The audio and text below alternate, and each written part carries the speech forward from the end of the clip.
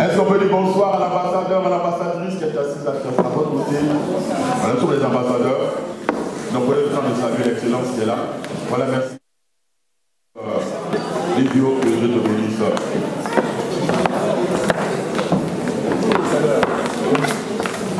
Alléluia. Est-ce que tu peux dire à ton voisin, tu vas être béni cet après-midi? Amen. Dis j'aime Dieu, j'aime sa parole, j'aime le Saint-Esprit, j'aime Jésus. Alléluia. La Bible dit que c'est le seul nom qui nous a été donné d'invoquer. C'est dans il n'y a pas un autre nom que le nom de Jésus. Amen. Vous comprenez? Que ce soit dans un cas d'accident, le seul nom qui doit sur ta bouche de Jésus. Ce n'est pas le nom de ton papa, ce n'est pas le nom de ta maman. Ça ne doit rien faire. Vous comprenez? La Bible dit que quiconque invoque le nom du Seigneur sera sauvé. Verra le salut de Dieu. Verra la puissance de Dieu, verra la guérison, verra la restauration. Peu importe. C'est pour ça que nous ne cesserons de chanter Jésus. C'est pour ça que nous ne cesserons de prêcher Jésus. Parce que la vérité, c'est lui qui sauve. Amen. Et c'est lui qui fait la différence. Il a déjà fait des preuves et il continue d'en faire encore aujourd'hui. Et tout à l'heure, il va le prouver par la démonstration d'esprit et des puissances. Tu es d'accord avec moi? Dis Amen. Et Amen, le Seigneur. Alléluia. Voilà, je voudrais vraiment honorer, voilà, l'apôtre en est parti s'aider, voilà, que le Père du ministère, qui nous donne l'opportunité de servir Jésus, de servir le Seigneur, dans ce ministère, à cette année, je veux vraiment honorer ce corps, que Dieu a suscité dans la francophonie, l'apôtre en est parti s'aider, alléluia, que Dieu bénisse vraiment son serviteur. Je veux aussi donc honorer, voilà, le pasteur Elvis, donc pasteur de ACN Nantes, qui nous donne l'opportunité d'être là, de pour pouvoir prêcher ta parole. Voilà, je vais profiter à l'instant pour vous transmettre ces salutations chaleureuses. Voilà, là où ils sont, voilà, ils sont en vacances, en train de se reposer. C'est vrai que les vacances vraiment sont presque à la fin. Voilà, donc nous vous transmettons leurs salutations. Sachez qu'ils vous aiment, ils vous portent dans leur cœur. Que Dieu là vous êtes. Voilà, que la grâce de Dieu vous atteigne. Amen, amen, amen. Je veux que vous vous passer à Marie, je vais passer cette façon avec vous. Voilà. Le chien de David. Je veux que vous la thérapie. En fait, c'est le nom que j'ai pris pour mon épouse. Hein. C'est le nom que j'ai pris pour mon épouse. Et que chacun trouve le nom de son époux et de son épouse. C'est tout. Alléluia. Est-ce que vous pouvez accaparer pour vous-même, vous êtes un peuple?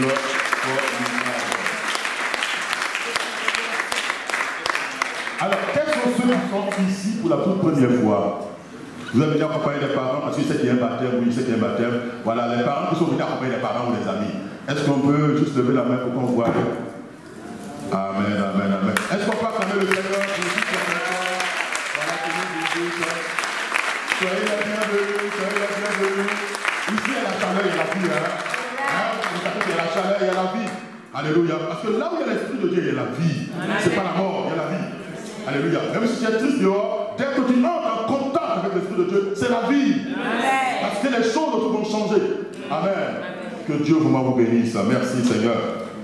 C'est vrai qu'il y a une cérémonie de baptême tout à l'heure, mais il est important d'expliquer pourquoi les gens se font baptiser. Alléluia. D'expliquer pourquoi les gens vont se faire baptiser. Alléluia. Parce que le baptême fait partie de ce qu'on appelle le sacrement. C'est un acte d'obéissance. Obéissance à qui? À Jésus. Vous voyez, qui a dit, allez faire de toutes les nations des disciples et baptisez-les au nom du Père, du Fils et du Saint-Esprit. Et enseignez-leur à observer tout ce que je vous ai prescrit. Vous comprenez?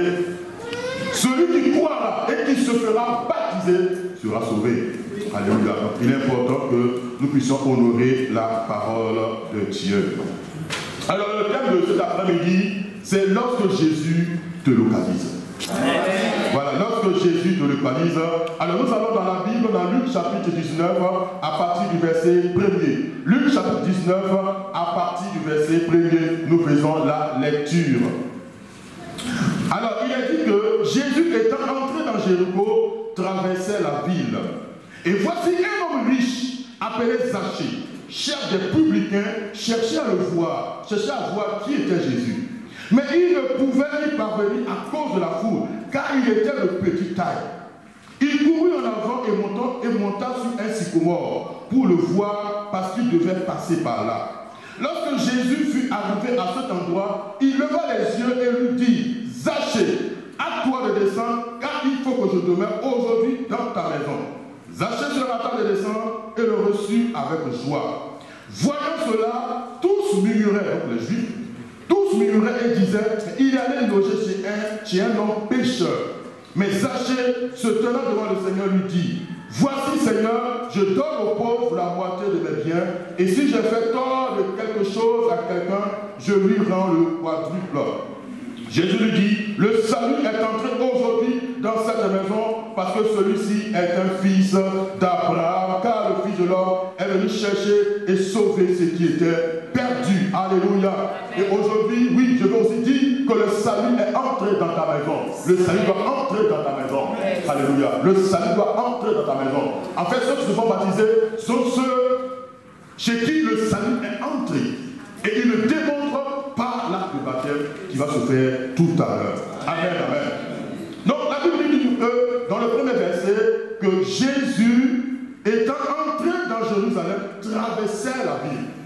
Vous allez voir que juste à l'entrée de Jéricho, Jésus va croiser un mendiant aveugle. Ou un aveugle mendiant, comme vous voulez, comme vous voulez. Et puis celui-ci va crier, fils de David, aie pitié de moi. Les gens vont le rappeler et tout. Et après Jésus va l'appeler, lui demander qu'est-ce que tu veux que je fasse pour toi. Il a dit que Jéricho l'a vu. Et il l'a vu. Ça c'était avant d'entrer dans Jéricho.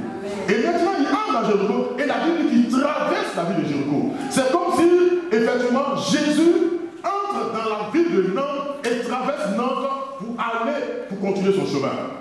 Vous savez qu'à l'époque, il n'y a pas de voiture. On se déplaçait à pied ou sur un arbre ou une ânesse. Alléluia. Donc c'est comme ça qu'il faisait ce voyage-là. Et la Bible dit que la Bible parle de Zachée. Zachée était un publicain ou un collecteur d'impôts. En fait, ce sont des personnes qui, pour l'histoire, il faut savoir qu'Israël est sous domination romaine. Ok? Donc, à cette époque, il y avait des Romains qui étaient les colons, donc qui ont colonisé Israël. Donc c'était eux qui régnaient en seigneur et en maître. Et voici que pour les impôts, ils vont travailler avec ceux qu'on appelle les publicains ou les collecteurs d'impôts. Sauf que ces derniers vont user de corruption. Ça veut dire que s'ils devaient payer par exemple pour le passage de marchandises, ça devait par exemple faire 10 €, ils vont jeter 20 €, donc ça fait 30 €. Donc 10 € pour la caisse de l'État et 20 € pour ma poche. Vous comprenez? Donc c'est comme ça que les publicains étaient aux yeux des Juifs, au point où les Juifs commençaient à les haïr. Ils n'aiment pas ce genre de personnes parce qu'ils sont corrompus. Alléluia. Comme dans tous les pays, il y a aussi la corruption. Surtout au point d'entrée. Là on doit payer, là on doit dédouaner.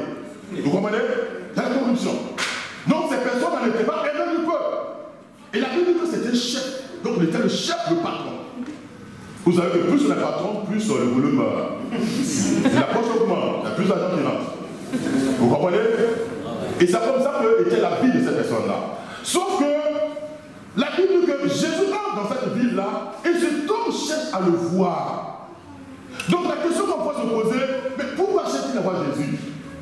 Peut-être certainement qu'il a entendu parler de Jésus, mais il n'avait jamais vu, il n'avait jamais rencontré. Bon, c'est pas comme aujourd'hui, bon, dans le téléphone, on peut filmer, on peut en prendre une photo et puis l'envoyer à des centaines de milliers de kilomètres ici. Vous comprenez? À l'époque, il n'y avait même pas de téléphone, il n'y a rien du tout.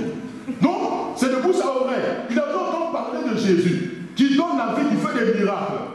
Et voici que soudainement, Dieu fait grâce, ce Jésus va traverser la ville où il exerce, où il habite.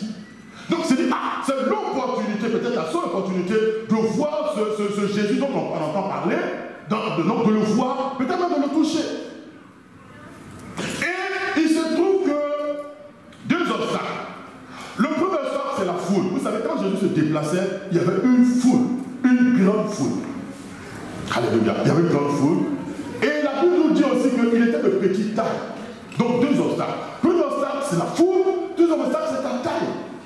Mais comme il désirait ardemment voir Jésus, qu'est-ce qu'il va faire? Il s'est dit que s'il apprend ce chemin, c'est celui qui passera par là. Donc ce que je vais faire, je vais courir, aller monter sur un arbre, un sycomore en Israël. Donc c'est un petit arbre sur un arbre. Comme cela, de cet arbre-là, je le verrai passer. Donc c'est comme ça qu'il monte sur cet arbre-là. Et Jésus, donc, avec la foule, va passer. Sauf qu'à un moment donné, Jésus va arriver juste exactement où est monté Zachée sur l'arbre. Et il va s'adresser à lui. Pour lui, Zachée, à toi de descendre parce qu'aujourd'hui, je dois demeurer chez toi. Aujourd'hui, je dois demeurer chez toi. Et la Bible qu'il va recevoir, Zachée va recevoir Jésus avec joie. Quelque chose va se passer. Les gens vont commencer à murmurer, mais comment Jésus peut entrer chez un homme qui est mauvais comme ça? Un mauvais type comme ça. Comment il peut rentrer chez lui pour aller manger? Ou pour aller réunir tout ça? Donc je ne comprends pas. Donc ça c'est le contexte historique, pour qu'on puisse vraiment se situer et qu'on puisse aller pas à pas pour voir les leçons que nous pouvons tirer. Amen. Donc, aujourd'hui nous disons que effectivement les gens entendent parler de Jésus. Les chrétiens prennent Jésus. Partout on entend parler de Jésus. Comme tout à l'heure je l'ai dit, c'est le seul nom capable de redonner la vie à un mort. C'est le seul nom capable de guérir un malade. C'est le seul nom capable de changer ta situation. Amen. Nous le disons parce que nous sommes les témoins oculaires de ce que ce nom a fait tous les jours de notre vie. Amen. Vous comprenez? Et c'est le message dont a besoin le monde entier. C'est le message dont a besoin la France, c'est le message dont a besoin les États-Unis, c'est le message dont a besoin l'Afrique, etc., etc. Tout homme qui est né d'une femme et d'un homme a besoin d'entendre ce message. Amen. Vous comprenez? Donc les gens entendent parler de Jésus. Mais qui est ce Jésus? Mais pourquoi draine-t-il tant le monde? Pourquoi et pourquoi? Mais sauf qu'à un moment donné, cet homme va décider d'écouter, je prendrai mes 2 pieds pour aller rencontrer Jésus. Je ferai tous mes efforts, humainement parlant, pour rencontrer vraiment ce Jésus-là. Et c'est ce que Zachée va faire. Au verset 3, donc, nous voyons qu'il y a des obstacles. Nous avons noté 2 obstacles. Parfois, qui seront des obstacles sur le chemin de notre destinée. Le premier obstacle, c'est la foule. Vous comprenez? C'est la foule. Il faut distinguer la foule des disciples. Parce que les disciples étaient avec Jésus. Amen. Vous comprenez? Donc un disciple, c'est quelqu'un qui suit un maître, qui obéit à ce maître-là. Et après les disciples, on a ce qu'on appelle la foule. Et dans la foule, on a toutes sortes de personnes. Nous avons des philosophes, nous avons des athées, nous avons des religieux, nous avons voilà, tout le reste du monde. Qui suit? Des curieux, des bardeaux, c'est des gens qui sont là pour voir et puis faire des commentaires. Ah, c'est bien, il prêche bien. Ah, c'est bien, tu as vu le miracle là, c'est super. Vous comprenez? Juste un commentaire. Ça, c'est la foule. Et la Bible dit que la foule était un obstacle pour Zachée, qui avait soif, qui voulait découvrir davantage de Jésus. Mais la foule faisait barrière. Et cette foule, effectivement, aujourd'hui, nous pouvons la voir sous différents angles. C'est-à-dire que je veux citer un peu ce que disait donc, Gandhi, que j'aime le Christ, mais je n'aime pas les chrétiens, parce qu'ils ne sont pas comme les maîtres, ils ne sont pas comme le Christ. Vous comprenez? Le premier obstacle, c'est que parfois, c'est vrai, on peut confesser le nom de Jésus, mais après se retrouver dans la foule. Dans ce sens qu'on va empêcher les personnes qui veulent connaître Jésus d'y arriver. À cause de l'attitude que nous avons. Vous comprenez? Parce que Pierre dirait que ayez au milieu des païens une bonne conduite, afin que là où ils vous calomnient, ils voient vos bonnes œuvres et qu'ils glorifient Dieu. Vous comprenez? Mais quand on voit ta vie, ça ne donne pas l'envie de devenir chrétien. C'est ça. Jésus, oui, mais toi, ta vie là, ça ne donne pas l'envie de devenir chrétien. Vous comprenez? Ça ne donne pas l'envie de devenir chrétien. C'est une barrière, c'est un obstacle. Vous comprenez? Il y en a qui n'ont rien à voir avec la parole de Dieu. Ils n'ont pas de problème avec la parole de Dieu. Ils n'ont pas de problème avec le message du salut. Par contre, ils ont un problème avec vous. Parce que vous ne vivez pas comme Christ. Vous ne parlez pas comme Christ. Vous n'aimez pas comme Christ. Vous ne pardonnez pas comme Christ. Vous n'êtes pas comme ce maître-là. Ça, c'est la foule, ça. C'est la foule. C'est la foule. Donc, en ce temps du 21e siècle où nous sommes à 2 doigts du retour de Jésus, c'est l'occasion de mettre notre vie en exercice. Le monde nous regarde. Amen. Nous sommes la lettre que Dieu écrit au monde entier. Amen. Nous sommes la lumière du monde, nous sommes le sel de la terre. C'est-à-dire que quand on arrive à un endroit que ça ne va pas, nous mettons pas la solution. Amen. Pourquoi? Parce que l'Esprit de Dieu vit en nous. L'Esprit de Dieu vit en nous. Amen. Vous comprenez? Il y a une situation dans l'année, qu'est-ce qu'il faut faire? Nous avons le téléphone du Saint-Esprit. Nous avons le téléphone du Saint-Esprit. Seigneur, voici la situation qui se présente. Quelle est toi ta solution? Qu'est-ce qu'on fait dans cette situation? Comment? Il vous dira exactement ce que vous avez fait. Comment? J'ai dit le Saint-Esprit vous répondra, vous dira exactement ça. Comment? Pendant que je travaillais à Leclerc, là, comme agent de sécurité, à un moment donné, c'est à midi, il y avait la caisse automatique là, qui ne marchait pas. Donc ça avait créé un peu de buzz où les gens commençaient à se plaindre parce que bon, chacun voulait passer, payer son sandwich et puis partir. Et c'est comme ça que l'hôtesse de caisse m'a fait signe, dit non, non, là, il y a un problème parce que bon, la caisse. Donc le temps d'informer la caisse centrale qu'on envoie quelqu'un, donc j'arrive là, il dit qu'est-ce que se passe? Dès que je suis arrivé, tout a commencé à marcher.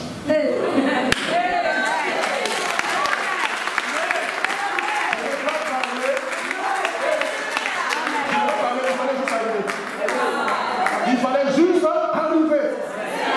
Pourquoi? Parce que nous transportons le son de Dieu, nous transportons la présence de Dieu, et parfois les civils pour faire les miracles. Parfois les civils pour faire les miracles. Une autre fois, c'était la voiture de grande soeur, là, après le culte, la voiture ne démarre pas. Vous savez, j'ai une vieille voiture, vous savez. J'ai dit, maman, qu'est-ce qui se passe? Non, là, ça ne va pas. Il est mon quitte là. Donc elle est sortie, je suis juste monté, j'ai mis les pieds sur la pédale, quand j'ai démarré, ça marchait.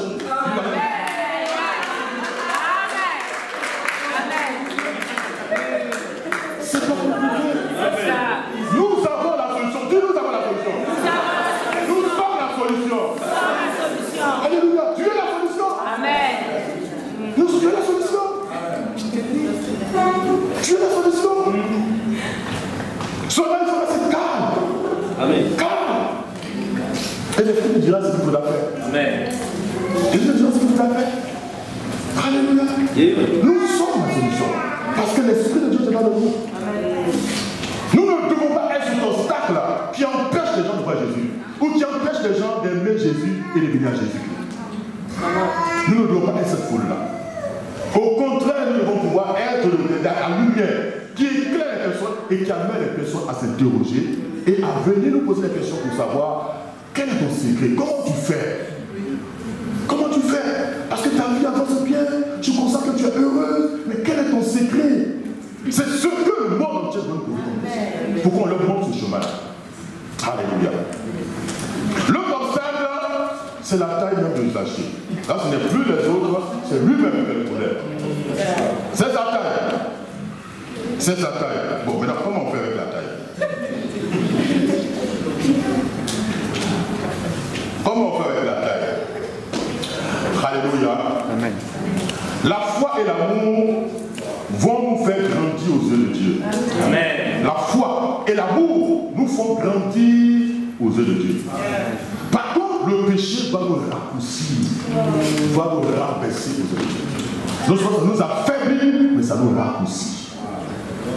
Chaque fois que nous sommes dans la désobéissance, notre vie est comme entre parenthèses, en attente. Entre-temps, ça nous raccourcit, ça nous affaiblit. Et parfois, en fait, notre communion avec l'Esprit de Dieu est coupée. Notre communion est coupée. Parce que la Bible dit dans l'Éphésiens chapitre 4, verset 30, n'attristez pas le Saint-Esprit de Dieu. N'attristez pas l'Esprit de Dieu. Celui qui est né de Dieu ne pratique pas le péché. Ne pratique pas le péché. Il ne peut plus pécher parce qu'il est né de Dieu. Vous comprenez? C'est pour ça que nous disons que le christianisme n'est pas une religion. C'est pas une religion. C'est une vie d'alliance avec quelqu'un. Sans que nous ne le voyons pas, mais il est très réel, il est très présent. Il est très manifeste. Amen.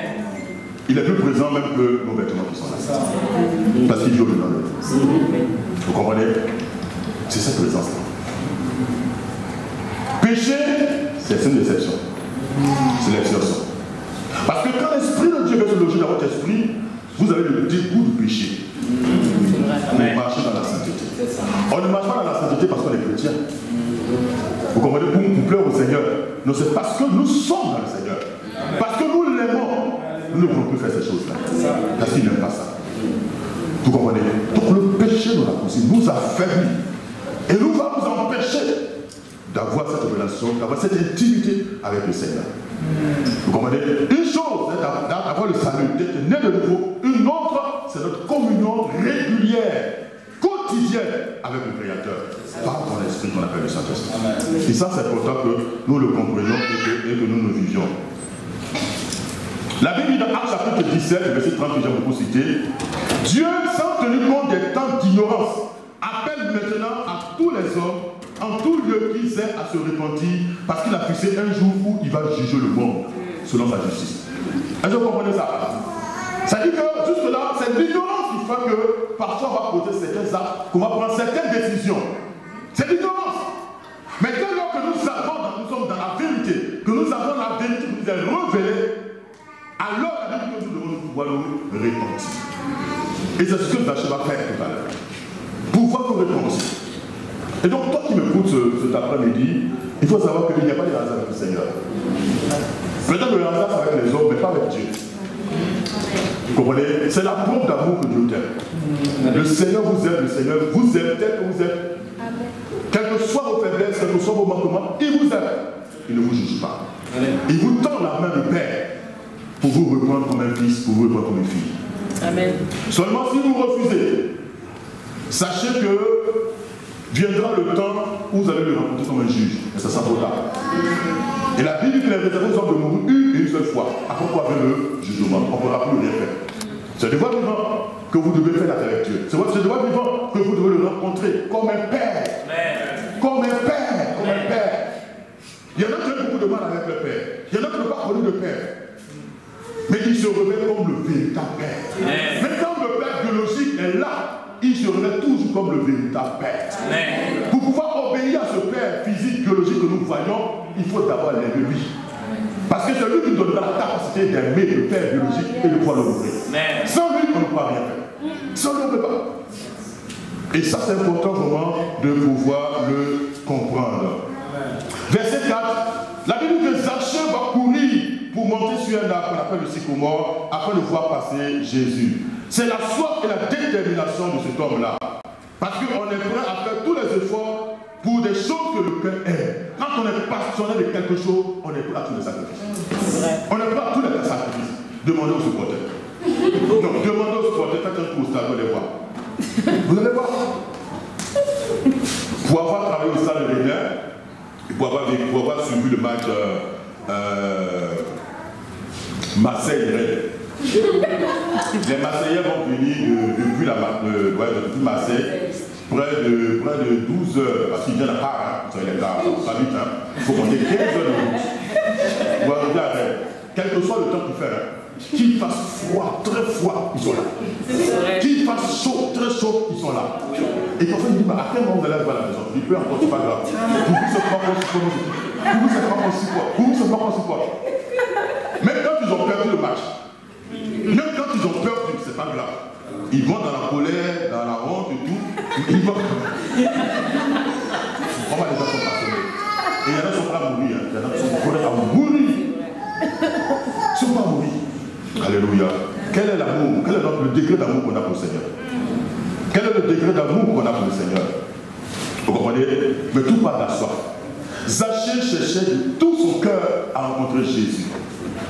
Et la Bible dit que, donc le verset qui vient, quand Jésus arrive, il lève la tête. Mais comment, pendant toute cette foule, dans cette foule, et les disciples, Jésus va s'intéresser à une seule personne. Il va s'intéresser à une seule personne. C'est comme si, cet après-midi, le Seigneur Jésus est là. Il passe et il va s'arrêter juste auprès de toi. Comme si les projecteurs célestes se sont arrêtés sur ta personne, sur ta vie, sur ta vie. Mais c'est ton cœur.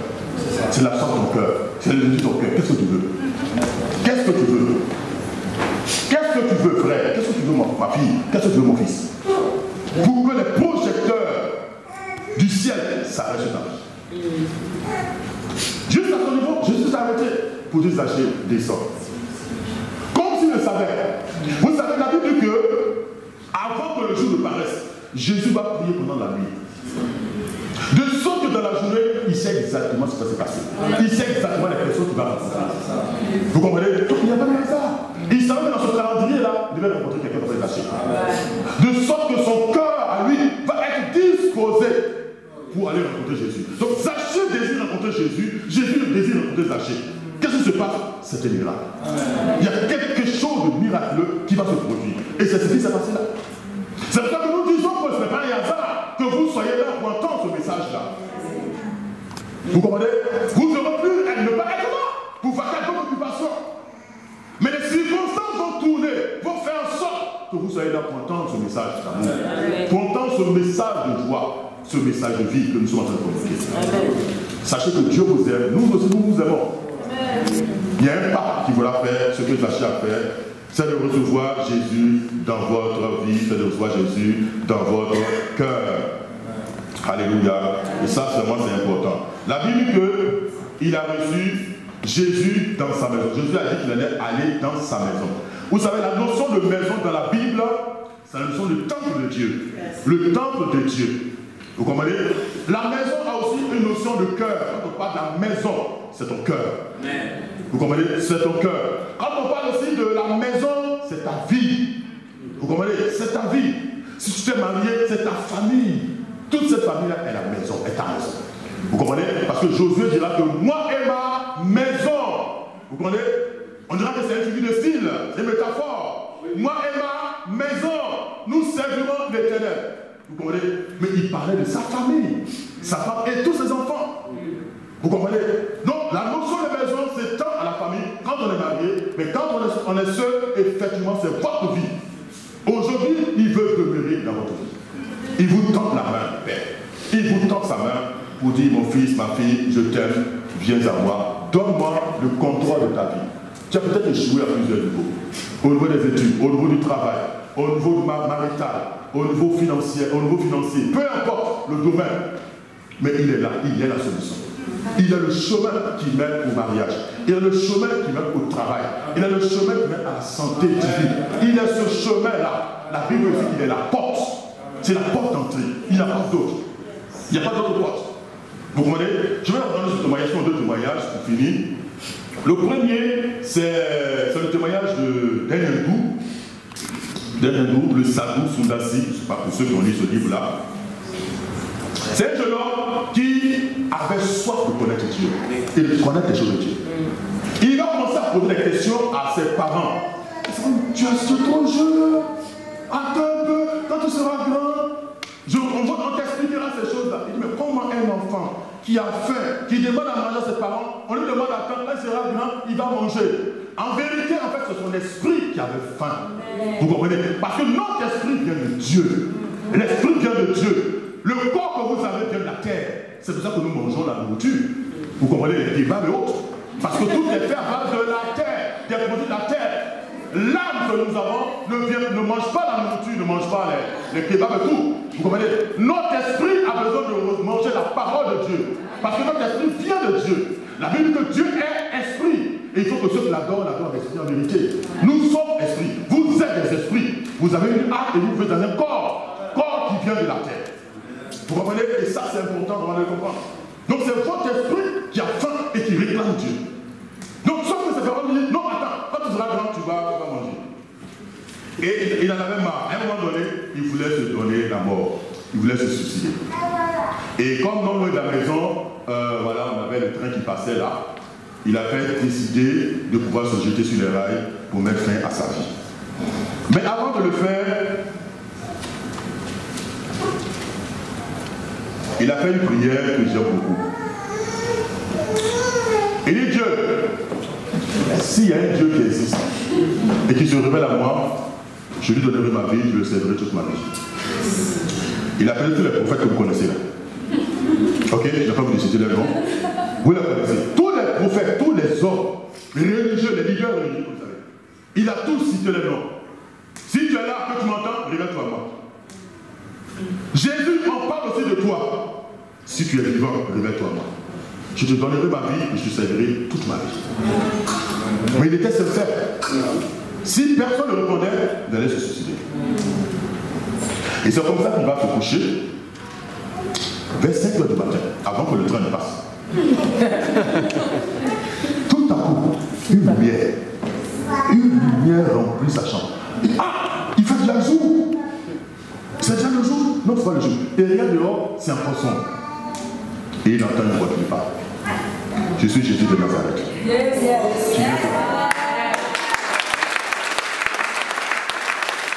Je suis Jésus de Nazareth. Tu m'as appelé.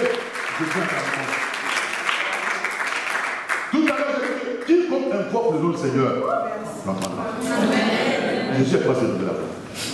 A fait des expériences avec vous. Il y avait une autre qui devait faire une expérience comme ça, mais elle est passée à côté. Je l'ai raconté à Rennes pour raccourcir, parce que ça c'est important. Elle avait pas mal de difficultés, des galères et tout ça. J'étais allé le jeudi prier chez elle, mais elle m'a pas très bien reçu. Ouais, la vérité n'était pas bien et tout.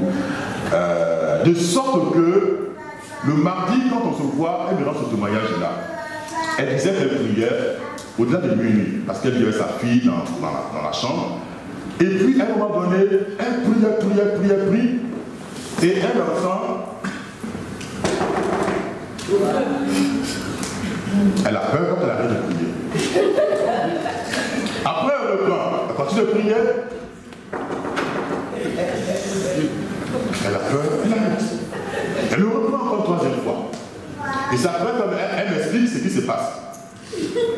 Je lui ai dit que, tout à l'heure, j'ai parlé de l'ignorance. Quand on ne connaît pas les Écritures, j'ai dit que ce qui vient se passer, ça ne rappelle pas quelque chose dans la vie. Parce que tout ce que nous vivons, la vie n'en parle. Il n'y a pas une situation de votre vie, qu'elle soit financière, qu'elle soit en professionnel, qu'elle soit de l'Ouest, il n'y a pas une expérience qui ne se trouve pas dans la vie. Donc si vous ne lisez pas les choses, vous ne saurez pas. Je dis que ça ne te rappelle pas quelque chose là. Elle dit, mais elle ne voit pas. Je dis, bon, est-ce que tu connais Apocalypse chapitre 3, verset 20? Voici, je me tiens à la porte et je frappe. Si quelqu'un entend ma voix et ouvre la porte, j'entrerai chez lui, je mangerai avec lui et lui avec moi. Apocalypse chapitre 3, verset 20. Jésus, par le Saint-Esprit, respecte votre intimité. Non, il respecte votre intimité. Parce que c'est la porte de la chambre, pas la porte de la maison principale, la porte de la chambre. Donc, entrer dans ta chambre, dans ton intimité, il demande ton autorisation. C'est pour ça qu'il frappe. Ce qui est normal. Avant d'entrer dans votre maison, qu'est-ce qu'on fait? On sonne ou on frappe. Et vous regardez pour voir si la tête a fait son plaît ou pas. Si vous voulez recevoir ou pas, vous allez recevoir le non, je ne veux pas, vous ne rentrez pas chez moi ici. Oui, vous rentrez. Mais c'est pareil. Je lui ai dit que si tu savais comment répondre à cette personne-là, tu aurais vécu une expérience extraordinaire avec Jésus. Parce qu'il a entendu tes cris, il venait te visiter. Mais sauf que tu n'as pas su le reconnaître. Tu n'as pas su le reconnaître. Parce que déjà, le Jésus qui a sauvé, tu n'as pas su le reconnaître que c'était Jésus qui t'était là. Tu n'as pas su le reconnaître. Et tu viens de passer à côté de quelque chose. Mais tu peux le rattraper. Et tu peux rattraper cela. Vous comprenez? C'est cette expérience-là avec le Seigneur. Jésus est là, il est là présentement, par son esprit. Par son esprit, il a répondu de nous. Il veut toucher, il veut parler, il veut guérir, il veut restaurer, il veut se faire connaître à chacun de vous. Tout dépend de l'état de votre cœur. Tout dépend de votre cœur. Si vous ne voulez pas, il ne vous forcera pas. Mais celui qui veut, parce que c'est celui qui a soif qui cherche à boire. Vous comprenez? C'est celui qui a soif qui cherche à boire. Celui qui n'a pas soif ne cherchera pas à boire. Amen. Et l'autre témoignage, c'est qu'à Paris, j'avais rencontré quelqu'un qui faisait la manche. Bon, il y avait deux. Il y avait une dame à qui j'avais donné de l'argent, puis j'avais commencé à parler du Seigneur. Elle dit, monsieur, moi je suis là pour faire la manche. Là, de toute façon, moi les dimanches, je ne vais pas à l'église. Là, vous êtes en train de perdre mon temps. Parce que, oui, moi j'attends des clients, tu m'as donné ce que tu veux, moi. Bon, ok, donc tu prenais mon chemin. Plus loin, je vois, ça parce que c'est un homme. Est-ce que tu avais de l'argent pour acheter un sandwich à manger? Il insistait. J'ai dit, écoutez, moi je n'aime pas donner l'argent espèce. Mais si tu vas manger, je vais te payer à manger. Parce qu'il y en a qui ont besoin d'argent, ils vont acheter la cigarette, ils vont acheter vous savez ça. Et je ne veux pas. Je ne veux pas que cet argent participe à ça. Si tu veux manger, pour qu'on va au restaurant, je paye et tu manges. Ok? Donc on va rentrer dans cette boulangerie, tu choisis ce que tu veux, et je payerai.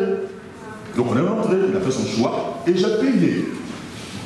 Ensuite il m'a dit que Dieu te bénisse. Et tu es chrétien?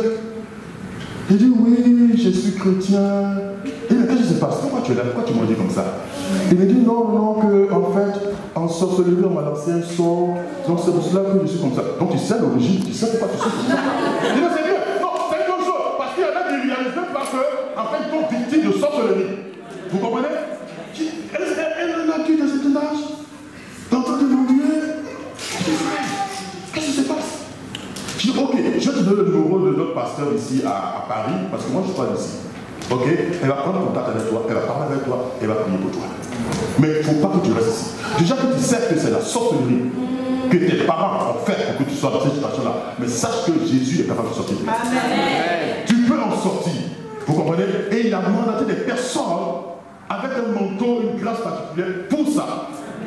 Donc je lui ai donné le numéro de du pasteur de Paris pour qu'elle puisse entrer en contact avec elle et qu'il puisse vraiment trouver. Vous comprenez? Donc c'est pareil. Donc il y a plein de personnes comme ça à qui on a lancé des sorts, de mauvais sorts, et dont la vie ne bouge plus.